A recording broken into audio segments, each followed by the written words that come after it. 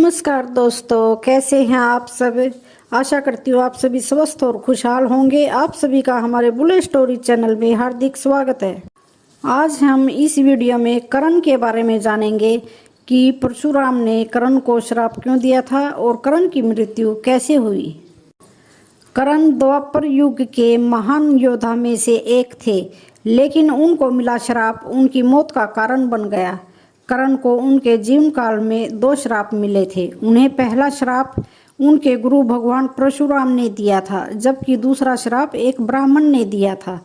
कर्ण को बचपन से ही धनुर्धर बनने की चाहत थी, लेकिन सूत पुत्र होने के कारण कोई उन्हें शिक्षा नहीं देता था। जब वह धनुर्विद्या सीखने के लिए गुरु द्रोणाचार्य के पास जाते हैं तो वह भी कर्ण के सूत पुत्र होने के कारण उसे धनुर्विद्या देने से मना कर देते हैं। इससे कर्ण निराश होकर भगवान परशुराम के पास पहुंच जाते हैं, लेकिन भगवान परशुराम भी सिर्फ ब्राह्मणों को ही शिक्षा देते थे।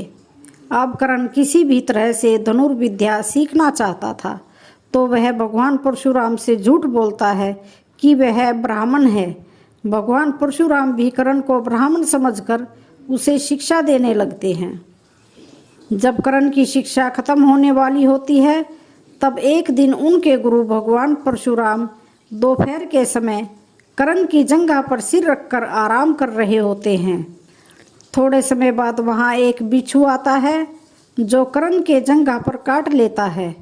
अब कर्ण सोचता है कि अगर वह हिला तो बिच्छू को हटाने की कोशिश की तो गुरु परशुराम की नींद टूट जाएगी। इसलिए वह बिच्छू को हटाने के बजाय उसे डंक मारने देता है। कर्ण काफ़ी समय तक बिच्छू के डंक से होने वाले दर्द को सहता रहता है। फिर जब कुछ समय बाद गुरु परशुराम नींद से उठते हैं तो वह देखते हैं कि कर्ण की जांघ से खून बह रहा है। यह देखकर भगवान परशुराम गुस्से में कहते हैं, इतनी सहनशीलता सिर्फ किसी क्षत्रिय में ही हो सकती है। तुमने मुझसे झूठ बोलकर ज्ञान हासिल किया है, इसलिए मैं तुम्हें श्राप देता हूँ कि जब भी तुम्हें मेरी दी हुई विद्या की सबसे ज़्यादा ज़रूरत होगी, उस समय वह काम नहीं आएगी।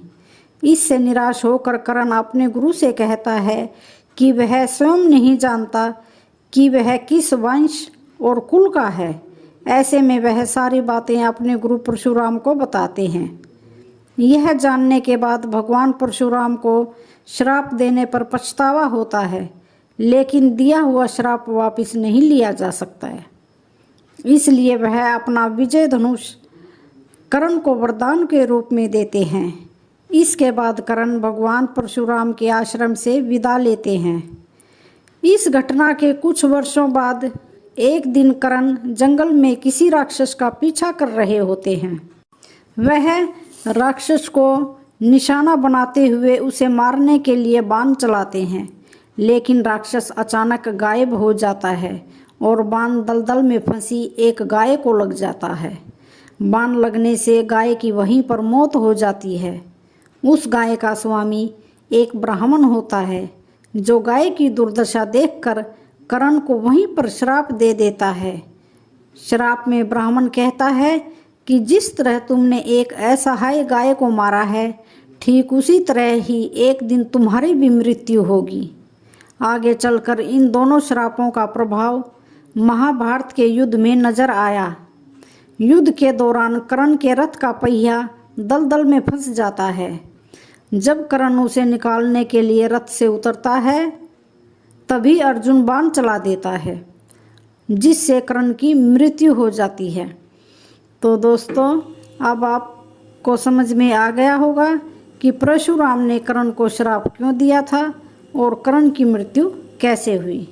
अगर आपको यह जानकारी पसंद आई है तो चैनल को लाइक शेयर सब्सक्राइब जरूर करें और कमेंट बॉक्स में जय श्री कृष्णा जरूर लिखें। धन्यवाद।